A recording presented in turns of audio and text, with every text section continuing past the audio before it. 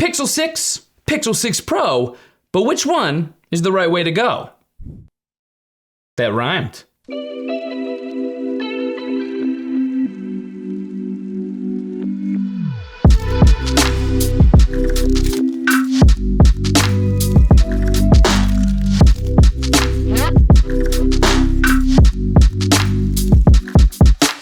What's up, YouTube? It's your boy, B-Mac. And if this is your first time here to this channel, welcome, thanks for stopping by. Make sure you smash that subscribe button with all notifications turned on so that you never missed another video on this channel. And if you've been here before, or if you're already subscribed, welcome back. So yes, indeed, today we are taking a look at the Google Pixel 6 and the Google Pixel 6 Pro. We're gonna talk about a bunch of comparisons, differences, so hopefully by the end of this video, you will have a better idea which one is right for you. Before I go any further, I do need to give a huge thank you and shout out to Google for sending over this gift from Google, the Pixel 6 Pro, but I did actually purchase for myself the Pixel 6, the regular Pixel 6, so full disclosure there. But let's get right into it and start things out by talking about the design of both Pixels and how things differ on the outside. Let me just say right away, things are a lot more similar than they are different here when it comes to the actual design of the devices. But if you really look closely, one of the first things you will notice is a slightly smaller area atop the camera band that we have on both devices. And the Pixel 6 itself is also slightly smaller than the Pixel 6 Pro. You'll also very easily be able to see how the regular Pixel 6 has matte sides and the Pixel 6 Pro has shiny sides. And both devices do have a glass front and back made out of Gorilla Glass Victus, except the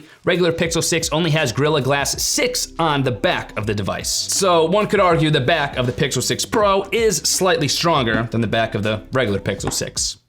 If you're into that kind of thing. And I gotta be honest here, I just love the look and feel of matte edges more, so gotta give it to the Pixel 6 on this one. And I will mention how the Pixel 6 just feels ever so slightly better in the hand, probably because it's just a tad bit shorter, a tad bit smaller, which makes it just easier to use with one hand. But another area where things are drastically different is with the display, and how things are different when you're looking at the Pixel 6 and the Pixel 6 Pro. Going back to what we just touched on a minute ago, like I said, the Pixel 6 is slightly smaller than the Pixel 6 Pro, and this obviously means you get a slightly smaller display on the regular Pixel 6 as well. You're getting a 6.4 inch on the Pixel 6 and a 6.7 inch on the Pixel 6 Pro. And another big difference you'll see right away here is that you get straight edges on the regular Pixel 6 and curved, almost waterfall edges on the Pixel 6 Pro. I already talked about this in my Pixel 6 Pro review video, but I cannot stand the curved edges on the Pixel 6 Pro.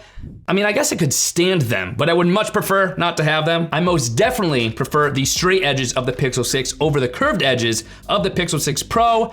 This is just something I don't really understand why Google did. But once again, like I've said earlier on this channel, I haven't had any real usability problems with the curved edges on the Pixel 6 Pro.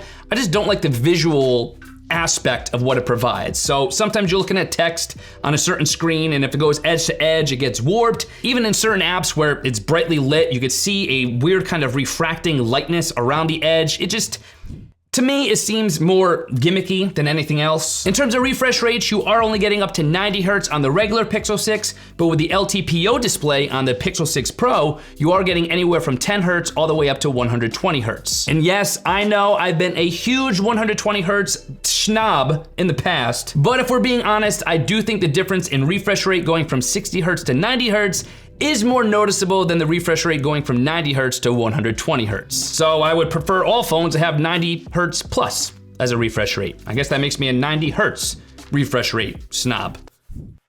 Anyway, and then in terms of resolution, you're getting full HD on the regular Pixel 6 with Quad HD on the Pixel 6 Pro. I personally don't see that being too big of a deal either. I can't notice any individual pixels on either device, so the pixel density seems to be fine in my eyes. But the main difference here, and what's probably the biggest drawback of the Pixel 6 device, is the fact that it does have a rigid OLED display as opposed to the flexible OLED display that the Pixel 6 Pro has. On a rigid OLED display, typically there's a thicker amount of glass between the actual OLED pixels on the rigid OLED device and the outside of the device. Whereas on a flexible OLED display, you have the pixels actually closer to the outside of the device, which means a thinner sheet of glass over the actual display. And what this means is that on rigid OLED displays, typically that thicker glass could cause some refraction issues, so you're gonna have some kind of weird rainbow effect or a little bit of discoloring when you're looking at the rigid OLED display at a certain angle. This was immediately noticeable once I started comparing the two phones and was looking for it. It's kind of one of those things that once you see it, you can't really unsee it.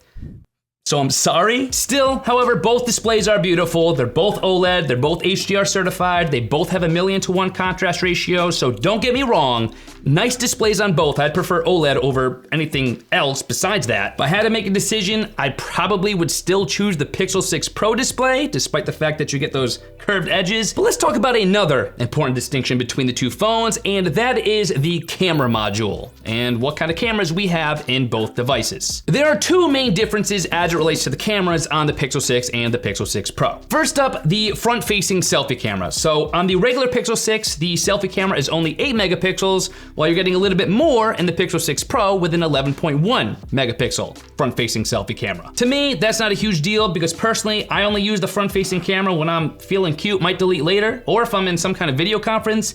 But in both of those situations, I think 8 megapixel is usually fine for my particular front-facing needs. But the second and bigger difference is the fact that even though you do get an ultra-wide and a wide-angle lens on both devices, only the Pixel 6 Pro has the 48 megapixel tele lens. For some, this could be a huge difference because if you're anything like me and you enjoy taking nature photography, or more specifically, landscape photography, you're gonna really appreciate the tele lens on the Pixel 6 Pro. It's got a 4x optical zoom, which really will come in handy when you have specific shots that you need to nail.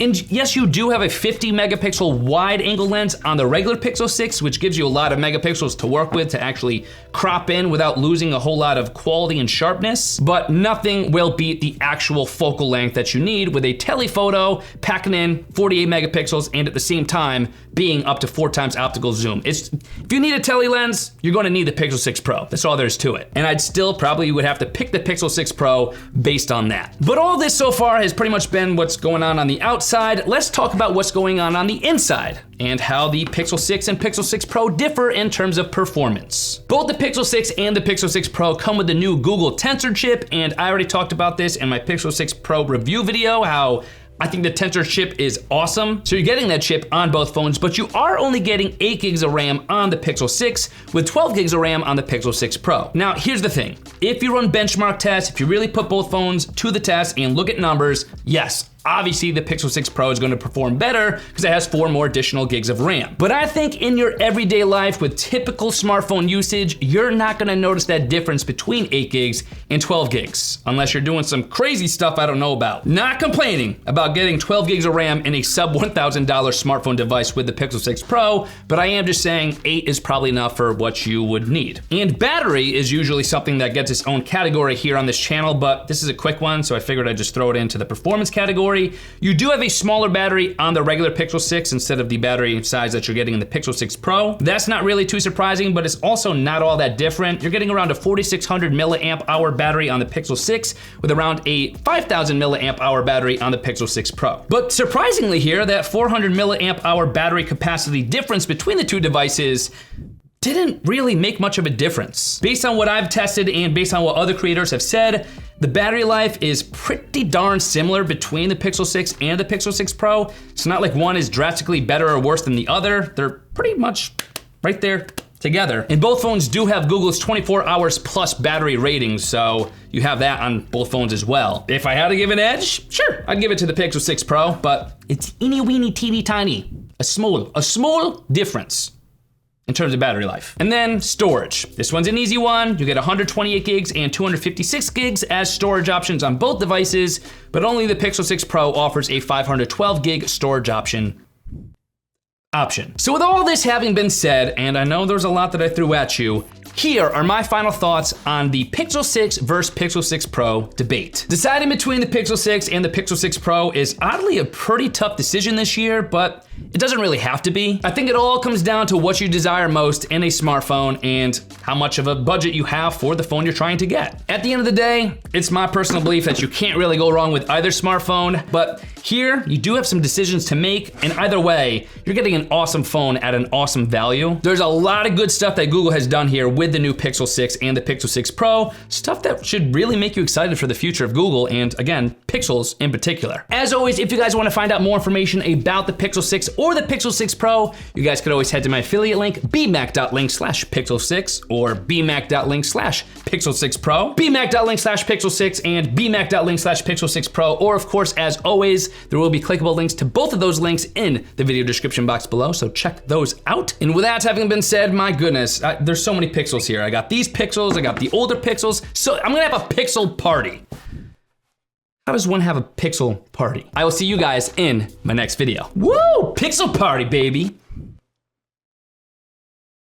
Not really a party at all. The only one dancing.